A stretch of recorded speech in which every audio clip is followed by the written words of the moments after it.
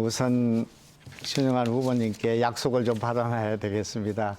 어르신들이 너무 불안해하기 때문에 이 우리 충청북도가 발명한 일하는 바포 사업이 폭발적인 반응을 보이고 있습니다.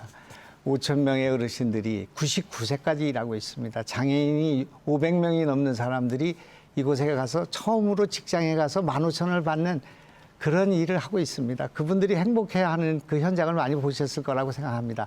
혹시 신영환 후보께서 도지사가 되시면 일하는 바포 사업을 흔들림 없이 추진할 용의가 있으신지 당연히 말씀. 그렇습니다. 지금 고맙습니다. 일하는 바퍼 사업의 장단점, 또 어르신들이 무엇을 원하는지 잘 청취하고 알겠습니다. 있습니다. 또 하나 잘못된 점에 대해서는 반드시 바로잡고 그 전체적인 그 말씀을 조금 이따 듣겠습니다. 후보님께서 추구하는 그 가치 그다음에 이런 것들에 우리가 대해서는 제가 잘 계승하겠습니다.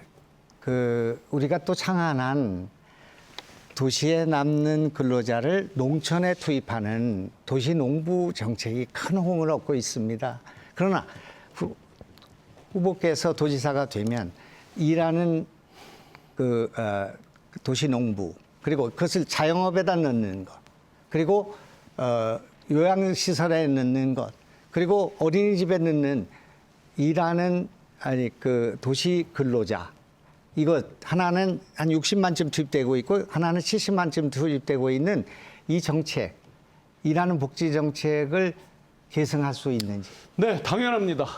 지금 후보님께서 아마 제가 인터뷰하는 거를 안 보셨던 모양인데요. 저는 김영환 후보님께서 고맙습니다. 잘한 것 중에서는 계승을 한다. 그러나 고맙습니다. 잘못된 부분은 제가 바꾼다. 그렇습니다. 일하는 도시농부, 도시근로자 이시종 지사님 때 2016년에 생산적 일손봉사라 그래서 기존에 있던 정책에 대한 네이밍과 내용이 일부 바뀌었습니다. 당연히 계승합니다. 다만 여기에서 민간과의 매칭 부분 그다음에 그분들이 4시간밖에 못하는 한계 이런 것들에 대해서 잘 수정하면서 잘 계승 발전시키겠습니다. 잘한 부분에 대해서는 당연히 계승 발전시키고 제가 실용적 관점에서 일을 하겠습니다. 너무나 감사하고 또 든든한 말씀이어서 고맙게 생각합니다. 우리 도에서 그건 묻지는 않겠습니다. 경력 단절 유보 여성들에게 일하는 기쁨이라는 사업장을 만들어서 3시간 반이라고 15,000원을 드리는 그런 사업을 하고 있는데 그것도 선풍적인 인기를 끌고 있습니다.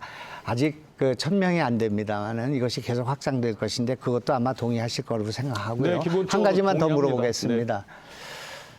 세계에서 있어 본 적이 없는 우리나라에도 하나밖에 없는 의료비 후불제라는 것을 우리가 시행을 했는데 지난 몇 년 동안 3,000명이 수술을 받았습니다.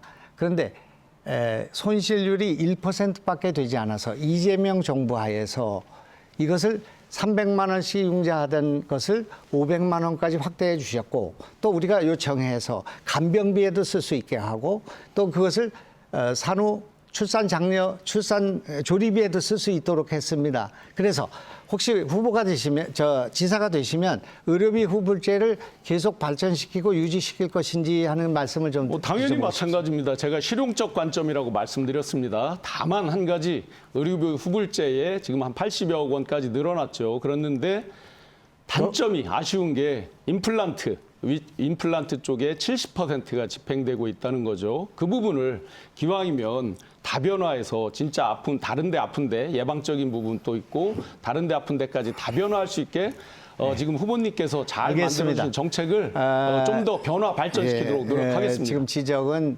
지난해까지의 문제이고 한 달에 74%가 늘어났습니다. 아까 얘기한 것처럼 간병비에도 이 돈을 쓸 수 있게끔 해드렸고 또 출산 조리비, 산후 조리비에도 쓸 수 있도록 함으로써 74%가 늘어난 것입니다. 그래서 그 말씀은 지난 시절의 얘기고 이재명 정부하에서도 이것은 확산되고 있다 그런 말씀 드리겠고요. 제가 좀 여쭤보고 싶은 게 있는데 어려운 문제이기 때문에 제가 고민한 문제입니다. 지난 선거 때도 노영민 후보께서 저에게 충청북도 내에서 균형 발전을 할 수 있는 정책과 그 전략과 그거에 대해서 공약에 대해서 얘기해달라 그렇게 얘기를 했었는데 신영환 후보께서는 충청북도의 균형 발전을 위한 정책이나 공약을 뭐를 제시할 수 있는지 좀 들려주시고 알려 주시기 바랍니다. 제가 대표적으로 이제 창업 특별도 충북을 선언하면서 기본적으로는 이제 북부권, 남부권에 창업하는 분들에게 최우선 투자권을 드리겠다. 그리고 외부에서 유입되는 창업 및 새로 이전하는 기업들에게도 최우선 그런 투자 우선권을 드리겠다. 물론 그걸로 많은 것들을 해결할 수 없습니다. 방향성이죠. 하나의 행정행위 또 지도자로서의 방향성을 갖는 것입니다. 그리고 이제 북부권 같은 경우는 새롭게 모빌리티, 바이오 이런 것들로 충주를 중심으로 해서 발전해 가고 있고 그다음에 제천을 중심으로 해서 네, 알겠습니다. 네. 예, 아주 그 좋은 제안이라고 생각하고요. 저는 균형 발전을 위해서 노력한 것 가운데 레이크 파크 르네상스라는 비전을 제시했습니다. 8기에. 그렇게 해서 1년 사이에만 관광객이 충청북도에 1년 사이에만 늘어난 것이 743만 명입니다. 그 얘기하시는 진천의 농다리 미르 309를 가보셨습니까? 여러 번 가봤고요. 예. 거기에 한 1년에 70만 정도가 늘어났고요. 하나만 여쭤봐도 아쿠아리움과 생태 미술관에 가보셨나요? 거기는 못 가봤습니다. 거기도 60만 내지 70만이 늘어서 괴산의 전통시장이 토요일마다 문을 열게 됐습니다. 청남대 가보셨나요? 여러 번 청남대에 모노레일 설치된 거 타보셨나요? 아직 330m 모노레일은 그리고 인터넷으로 보기만 하고 못 타봤습니다. 충청북도 도청에 그림책 정원이 만들어졌는데 가보셨나요? 네, 화장실 가고 할 때 가면서 학부모들 많이 만나고 했습니다. 그림책 정원을 포함해서 잔디광장이 만들어지고 문화홀이 만들어지고 벙커가 문화공간으로 열렸으며 글로 해서 당산공원으로 올라가는 데크길이 열렸고 도지사 관사가 놀 곳 마련하는 어린이들의 천국이 됐습니다. 이제 청주 시내에 도청을 중심으로 한 문화광장에 1,000만 명이 왔다 갈 것입니다. 그것이 균형 발전 물론이고 내수에 도움이 되는 것이라 그렇게 생각합니다. 다 동의하시죠, 그죠? 기본적으로 다 동의합니다. 그런데 중국에 이제 그 종축장이 있죠. 가보셨나요? 네, 일부러도 종축장에 가봤습니다. 골프장을 골프. 만들었는데 예. 그걸 얼마나 반대했고 행안부에서 감사가 나왔습니다. 소가 풀을 먹어야 되는데 왜 이것을 예산을 낭비하느냐 그런 얘기였습니다.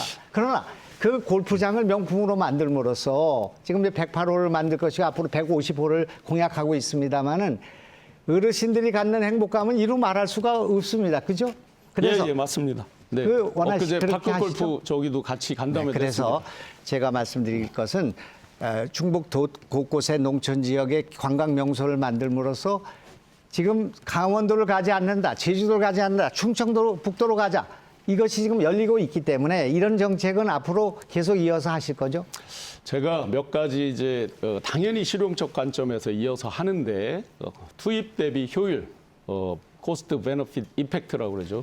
투입 대비 그 효과 효율에 대해서는 점검할 것은 다 점검해야 된다고 봅니다. 지금 후보님께서 거의 모든 것을 웬만하면 레이크파크 르네상스에 집어넣는데 하나만 제가 반론으로 말씀드리면 진천 농다리 미르 309 어땠습니까? 2019년에 계획돼서 시작이 됐습니다. 그런데 왜 그게 지사님의 레이크파크 르네상스는 2022년도에 생긴 것인데 그건 왜 레이크파크 르네상스가 됐으며 벙커 이런 것들이 과연 레이크파크 르네상스에서 처음에 추구하던 것과 어떤 상관관계가 있는 것이며 한 가지만 제가 질문하는 시간이기 때문에 그거 답변 드리겠습니다. 나머지는 전 다 승계하겠습니다. 송기석 군수님하고 저하고 힘을 합쳐서 미르 309는 반반씩 내서 한 것이고 황토길도 저희가 같이 돈을 내서 만든 것이다. 그러니까 그 기본 설계와 계획이 2019년도에 시작이 된 것인데 제가 혼자서 한 것은 아니라고 말씀드리고요. 예. 그다음에 벙커는 1년에 일주일 쓰던 벙커입니다. 1970년대 박정희 시절에